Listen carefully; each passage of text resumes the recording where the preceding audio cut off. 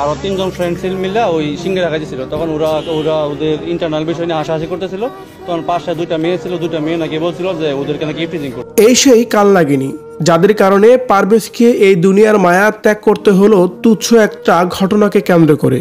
কিন্তু কি ঘটেছিল তাদের সাথে এ বিষয়ে অনেক কথা বললেও এই কালনাগীদের নিয়ে কি বলা হচ্ছে সোশ্যাল মিডিয়ায়, এরাই কি আসলে পারভেজের ঘটনার সাথে জড়িত?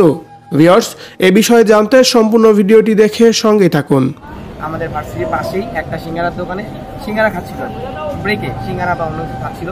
মিষ্টি ও সুন্দর হাসির কারণে এই পৃথিবীর মায়া ত্যাগ করতে হয় সেই বিষয়টি আমরা কেউই জানতাম না। এই প্রথমবার এমন ঘটনাই ঘটল যেন বাংলাদেশের মধ্যে। মূলত এই সেই ব্যক্তি যাদের দিকে তাকিয়ে মিষ্টি করে একটি হাসি দিয়েছিল পারভেজ। এই মিষ্টি হাসি কাল হয়ে দাঁড়িয়েছে পারভেজের জন্য, যার কারণে বন্ধু বান্ধবদের খবর দিয়ে এই মেয়েগুলাই পারভেজকে এই দুনিয়ার মায়া ত্যাগ করাতে বাধ্য করেছে।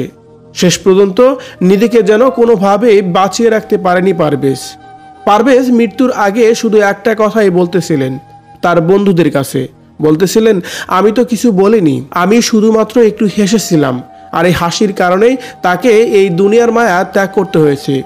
ভিউয়ার্স, সম্প্রতি সময় এই দুটি ছবি শেয়ার করেই এমনইভাবে বলা হচ্ছে এই সেই কালনাগিনী, যে কালনাগিনীর কারণে পারভেজকে দুনিয়ার মায়া ত্যাগ করতে হয়েছে। শুধু তাই নয়, এদেরকে দেখে তুচ্ছ তাচ্ছিল্য করে এমন কথাও বলা হচ্ছে এদের দিকে তো তাও তাকাবে না, আর এদের কারণে কিনা এত সুন্দর মিষ্টি সুদর্শন একটা ছেলে এই দুনিয়ার মায়া ত্যাগ করে চলে গেল। সত্যি এই বিষয়গুলো যেন ভাবতেই অবাক লাগে।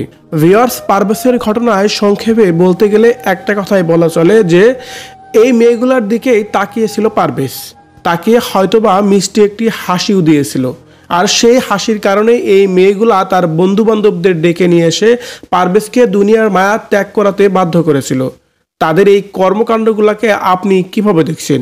অবশ্যই কমেন্ট করে জানাবেন কমেন্ট বক্সে।